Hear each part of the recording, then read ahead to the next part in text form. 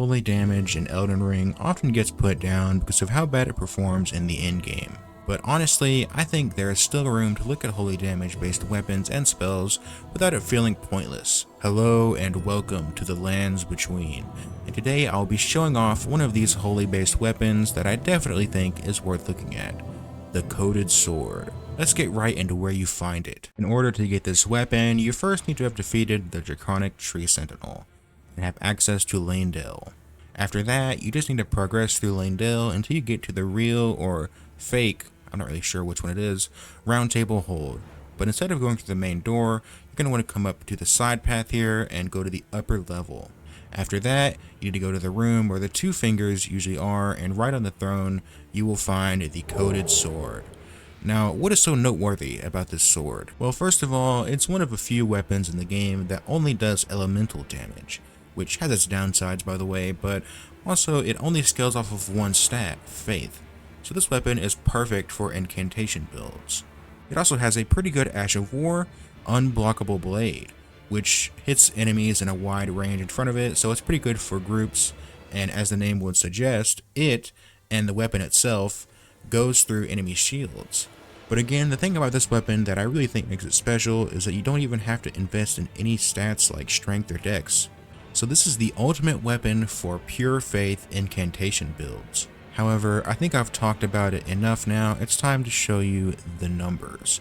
So for this test, I will be using all the buffs you see on screen right now, and I will start off by having only 40 faith so we can see a more low level build, and then we'll show you it at 80 faith. Alright, so before I start this, I just want to be transparent with you and say that there are a lot of weapons that outperform the Coated Sword in terms of damage. So that's why I put more emphasis on what makes the weapon unique. However, this weapon definitely is still worth your time. So at 40 faith and every buff active, I'm at 688 in the menus. But when I actually attack Morgott, I'm hitting him from somewhere between 325 damage to 439 damage on jumping attacks. This is because he has pretty high holy resistance. When I hit him with the Ash of War though, it is a pretty solid 1069 damage. Overall, not that bad. So let's move on to the 80 faith one now. I'm at 734 in the menu, but hitting him from 369 to 563 on jumping attacks. But with the Ash of War, I was hitting him for 1311 damage. Now you might be wondering why the damage difference was so little.